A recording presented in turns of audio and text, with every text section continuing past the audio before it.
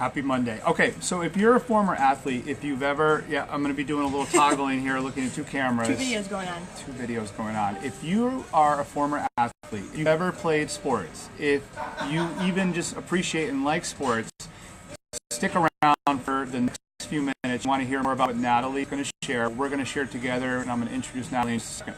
So if you're a former athlete, please stick around and check some of this out. But I'm also going to say, on this lovely afternoon in eastern Massachusetts, just outside of Boston, is if you have transitioned out of some form of work or impact or life, and you are doing something or wanting to create and do something new, stick around for the next few minutes, because we're going to break some of this down with Natalie Saimeri, coach, identity coach, who happens to work with former athletes. And the big thing that she helps them with, and I'm going to let her explain it all too, is, going from one phase of your life where you are so engaged and all in this case with athletics, yep, and now you're going on to do something else. And it is not a grieving process. I'm sure you missed some of it, but it is more of, I'm developing a new purpose in life. So I wanted to get online with Natalie for a few minutes and share, because I think what she does is really cool.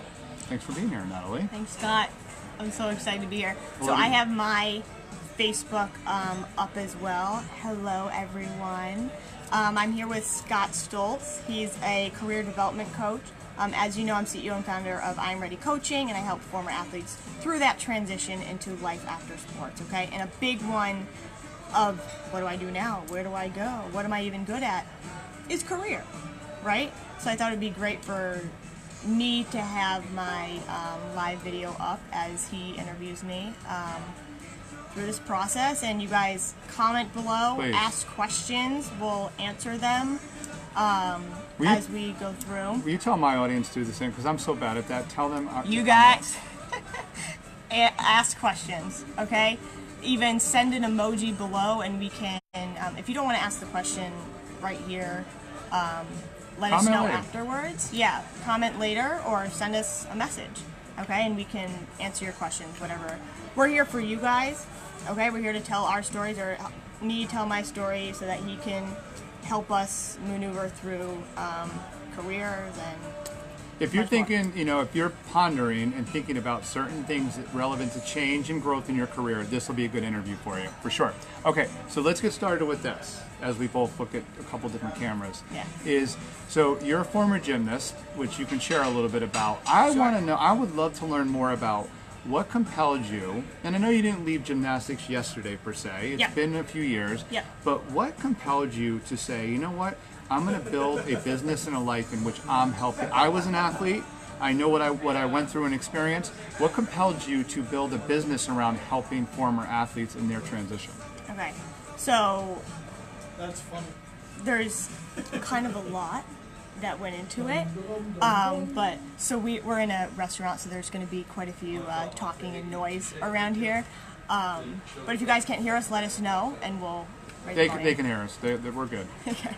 So, what made me want to do what I'm doing now is because there's not very much help with the transition into life after sports. Also, us athletes have the ego of, I'm not reaching out, I don't need help, I got this, I can figure it out myself. When I went through this, I couldn't go through it myself. And I tried and I tried and I tried, and then I couldn't. I was still not me, I was still not moving forward. So I finally had to reach out for help, okay? And I want to be that person. I was so down in the dirt to where I didn't have a purpose to be on this earth. So I want to help everyone believe in themselves again and to live again. Did it feel that power? I jump in a lot, sorry. Please. Did it feel that powerful where you really didn't feel like you had a purpose at all? Like, and did it come from, and hey Carbon, thanks for checking in. Carbon's got a comment, and we'll get to that in just a couple moments. But before I forget, did you feel like, all right, I was this, and this was such a big part of my life that now I'm that lost that I don't feel like I have any purpose at all? It's pretty powerful. It is very powerful, and I know a lot of athletes are struggling with it as well, thinking like, no, I shouldn't think this stuff. Oh my gosh, something's wrong with me. Like, what am I here to do? If you have that thought, come to terms with it and get help. Okay? Reach out to someone, to anyone because you do have a purpose, okay? And I always say you do have a new sport, and it's called life, okay? You might not be in this competitive movement way, but there's a new sport, okay? And you got to live through it. You have a chance to live on this earth. Like, do something about it. Mm-hmm. Do something about it the way that you've always wanted to do. So yes, it did get pretty deep. The first lesson from listening to you that I'm taking away, and I'd like to share with both of our audiences, a great lesson in what Natalie just said is she didn't wait to find, like, what am I going to do next? I mean, you had some transition time, but you said, you know what, I found the need. There wasn't, because you experienced it, there wasn't a lot of help for athletes who were going through transition, finishing their athletic career and doing something else. So you identified a gap. And you said, I'm going to help fill that gap by bringing value and helping others, which I love. We need to do more of that. Get out there and don't wait and think that some amazing, perfect job or career is going to find you. Recognize what things are going on in this world and how you can provide value in an area that has a gap. That's what it sounds like you did. Yeah, absolutely. And, I didn't just jump from college, like after my sport, to this business. I studied fashion in school, so I went through a few different jobs, building myself up to corporate, and then I still had this loss of fulfillment in me. I knew about coaching, and I knew about, like, deep inside me, I just want to help people believe in themselves again. That was just what I had in my head. So as I went through all these different jobs, I still wasn't feeling it. I still wasn't feeling it, so I had to, I know it sounds silly, but I had to, like, go to my calling. Like, I had to gain a mentor, gain a coach again to help me find what this thing is. Because, I mean, we've all, with my athletes, and a lot of people other than athletes, if you felt passion before, you felt that fulfillment, you're like fiending for it again. You know that you can feel it again. So you can find it in something else other than your sport. No question. All right. So we got a couple questions and comments from Carvin. So let's call one of those out. What do you got? Carvin's first comment was, what did you find and what have you found most challenging in your transition and what you're going through? What's one of the biggest challenges that you have? Okay, so when I went through my transition, a big one for me was finding my thing. So I got all this attention, all this success around gymnastics. So when I lost that, you lose yourself, you lose your emotions, you lose family, in your head, this is what you lose, okay? So building me up to this person the way I could do it any way I wanted, which is also hard. In a sport, you've always had a coach to look to, like, oh, was that great? Okay, now how do I become successful? Okay, is this okay that I do it? You always have that person to help you decide, and now in this new life, you're on your own. You're on your own. You have no one to look to, you have no one, then you start to realize, like, okay, I have friends, I have family I can lean on, but knowing that I wasn't this person anymore and that I could create whoever I wanted to be, whatever I want to do, is so hard for me to come to terms to and, like, figure that out. Because I had all this success, like, 5 minutes ago, and now it's like, done. And Carvin also mentioned in another comment, doubt, and did you find yourself along the way, and do you? And I think this is normal. We all have, we're human. And these negative self-talk, these limiting beliefs, it's the blocks that we have that come up. Did you find yourself with moments of doubt, and what did you do to work through those moments, or what do you do to work through those moments? Yeah. So, a lot of self-doubt, a lot of self-doubt. Which, number one, become honest with. Don't try to push them away. No, you shouldn't think that. Don't think that. Don't think that. You thought it, so it's in there. If you push it away, it's gonna live in your subconscious mind, and it's going to manifest in body pains or whatever else comes through. So be honest with that self-doubt. Like, yeah, I don't think I can do this. Yeah, I don't think I'm the best. Yeah, I don't think I'm good enough. Meet with it face to face so that you can walk through it. Okay, it's not going to stop you anymore. You're going to be able to move through it. So what helped me was that I remembered, I start to pull out little things to help me remember who I was in my sport. I was the one that was super driven. I did whatever it took to get that new skill, to get that win. So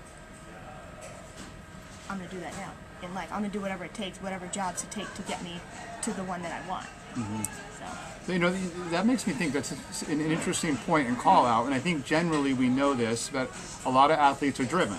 Yep. Right? So here's a question for you. Because athletes are always so driven to accomplish, to achieve, to do something, to reach certain heights, so to speak, does that serve you well when you transition into something new? And on the surface, it would seem like yes, totally. But here's the curveball. Sometimes that could be a detriment. Like we expect so much of ourselves that, you know, you're an athlete for, and I'll get this out in about 15 more seconds. You're an athlete for a long time, right? Well, I'm thoughtful, I'm mindful, I love this. Yeah. So you're an athlete for 10, 12, 15 years. And you build yourself up, and you get to a place where, and you were driven the whole way, and you've reached a certain level. Yep. And then you have to have humility to go into something else. Yep. And you're driven, but you expect yourself to be at this level that you were in your athletic career, but you're starting out completely new, or maybe at the bottom in a different industry. So is it a good thing to be so driven? Like, how does that play out for athletes? So right away, like a few months after after your competitive sport, it's you beating yourself down, saying like, oh, you're not here yet, or oh, and remember, not everyone goes through this, but if you are going through it, reach out to me. But I had this point to where I was just beating myself down. Like, you're not here yet? You're not this successful, amazing person, and you even get family members and friends being like, so what are you doing now? Oh my gosh, you were so great at gymnastics. You must be at the top of... No, I wasn't. So like, not only yourself, but then society also kind of puts that hierarchy on you. So then that's like another added self-doubt, anxiety bubble that if you don't meet with it face to face, it's gonna burst, and then you're gonna go out of control, and so on and so forth. There's a lot of stuff that can go with it. But if you are able to come to terms with it and meet with it face to face, you can then use it as your power. Okay? You can use that as your stepping stone. Okay, I get it. I understand. Yep, I'm not good at this. You know what? I'm going to step on top of it. I'm going to learn. I'm going to fail. I'm going to learn. I'm going to grow. I'm going to... all these things. So, yes, number one, self-doubt is like crazy on you, but then start to open your eyes to see that it can be your stepping stone. Carvin, I love you, my friend. We are all everyday workers, though. So we got another comment here. Everyday workers use the same kind of focus that athletes have on playing the field. Yep, to help people focus and achieving goals of work. And you know, we're all. I get the gist of your question, Carvin. I love it. Thank you so much. But you know, we're all plugging and working through everyday stuff. Yep. And we are all, you know, even the athletes. I know we put them on a pedestal in our society, and some celebrities and politicians and all that. We all go through shit. We're all grinding through every day. So, you know, but to Carvin's point, and to give him something here, you know, the focus that athletes have to achieve in their sport, how does that help, you know, people who are in more of the, let's say, traditional jobs? Yeah. So first I would ask Carvin, like, what do you want? Do you want happiness? Do you want fulfillment? Do you want success? Do you want a lot of money? Do you want whatever it is, find out what it is that you want, and then you can start to build stepping stones in order to get there. So be focused. Have accountability people, coaches, mentors there to help you forward, and then also in sports, and just talking about sports, that's what I do. You know, there was a team that was all together with a common goal. So like having all those people together with you to move is huge. It kept you focused, it kept you accountable, it kept you inspired. So build people around you to help you towards that movement. Okay? If that kind of helps. Good stuff. Carvin, make sure you connect with Natalie offline. She's local, by the way. Let me know. Natalie and I met several weeks ago. We had mutual coaching community ties. It's amazing we went this long without meeting before. I know. But I'm so glad that we have. So, all right, let's spend the last couple of minutes on this now. Yeah. is let's project some forward. You've given some great input and advice and wisdom around, where you come from, what happens to athletes, and some of the things they need to do to help them in their transition. Yep. Where ideally, how you and I both have done in our lives and our work a lot of work on like where we want to take our clients. Yep. And what is our ideal client ideal situation look like? So, obviously using general terms because everybody's different, but if an athlete is struggling, if an athlete is feeling without purpose when they meet you, yep. and they have a lot of self-doubt and a lot of limiting beliefs, where is it that you want to take them after working with you for a few months or however long your program really is? Like, where are they up here and in their heart after they've done work with you? Yeah. So mentally, physically, and emotionally, I want to help them be able to decide confidently and go towards purpose. Mm-hmm. Okay? So that means releasing anxiety, releasing self-sabotage, releasing the judgments. So if I can go a little bit. So what I say is the core of you, of who you are, it's inside you. Okay? Whether you lost your sport, lost a family member, lost whatever it is through an identity crisis, the core of you is there. But now you have muck on it, which is judgment.